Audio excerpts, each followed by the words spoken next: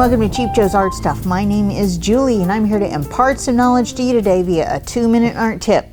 And today's tip may linger on a little longer than 2 minutes, which isn't at all unusual if you're a regular viewer.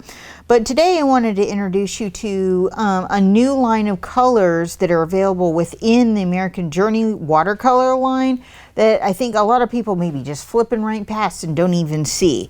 But they're really, really cool. And I wanted to make sure that some of you interested parties who maybe like a little bit of extra sparkle would be interested in. And so today I've got my messy palette here. As many of you will recognize, it's a just giant disaster, but that's just how it is. And then I've got a Kilimanjaro baby block. This is a 4x6. It's 140 pound natural white.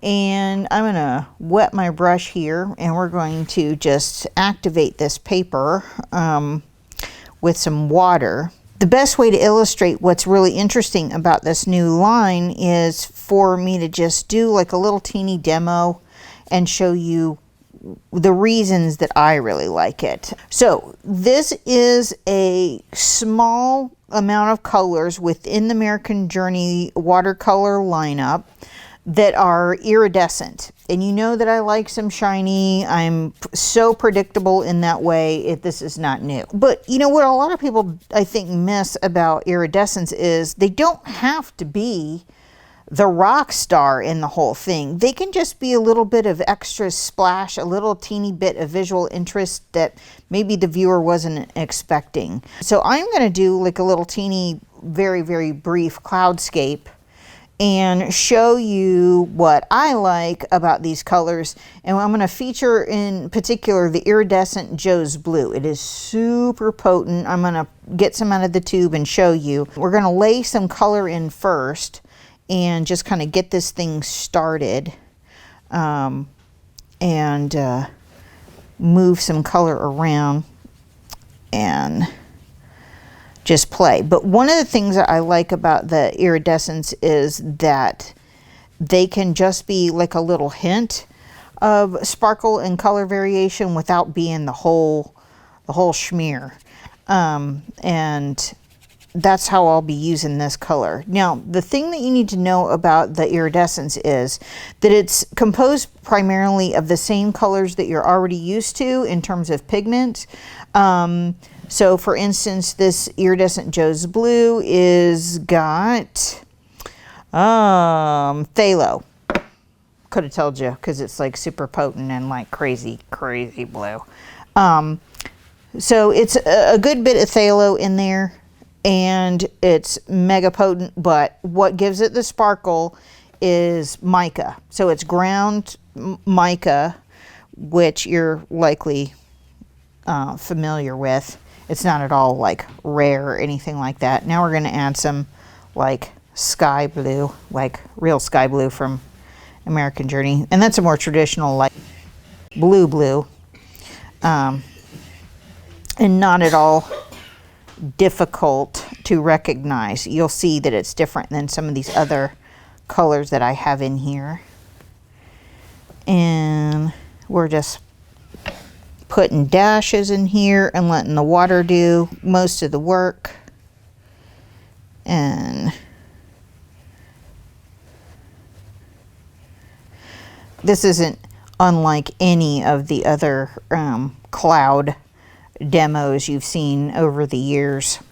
The thing that I will tell you about any kind of metallic watercolor that you've been around probably is that because of the high concentration of mica that it has in it, they are very hard to activate like when they're in a cake. This is in the tube form, it's very, very smooth. I'm going to take my little paper towel and we're going to do the dab. We're going to dab it and make the little clouds. So we're going to put all of this in. We're going to soften some edges and blah blah blah, make it all cute and stuff. So we got, you know, a basic cloud formation going there. Now I'll show you this This takes very little. Whereas like Joe would preach about filling up your wells and don't be afraid and blah, blah, blah, get all your colors. Don't do that with this, because if you put a ton of this, it's going to set up like an iron brick and you're never going to get it to move again. So you'll see as I'm squeezing it out of the tube that it's super gooey, like, you know, and juicy like a normal watercolor or a traditional watercolor would be. However, when this dries in the palette, you're likely not going to be able to activate it again. It's a one and done kind of thing. So you're not going to want to squish, you know, a crazy ton of it out. So as you can see, this is super intense. A very, very small bit goes a long way, and we're not going to want to overdo. I mean, because it would get, you know, look like some kind of t-shirt that you had airbrushed in Myrtle Beach. So we don't want that. We want it to be subtle and pretty. And the nice thing about this is you can mix them with your existing watercolor. You can use them alone, or any combination thereof. Like any, you know, combination of what you've already got, these can be added to and create a really interesting effect. And when this dries, you can definitely see the sparkle. When it's wet, you know, it's kind of getting a little bit, it's tough to tell because you've got the moisture from this already in there. We have another one that I've already completed that is dry, and you can get an idea. It's got a good bit of shimmer in there, little flecks of happy in there that you can refer to, and that kind of like the little jewelry on the little outfit there. So take a look at these.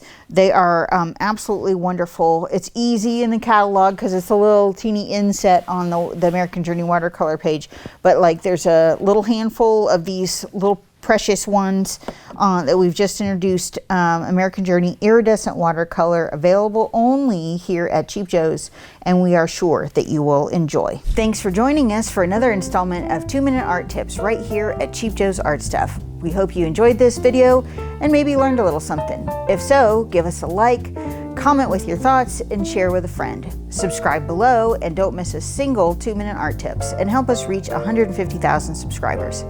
See you next time.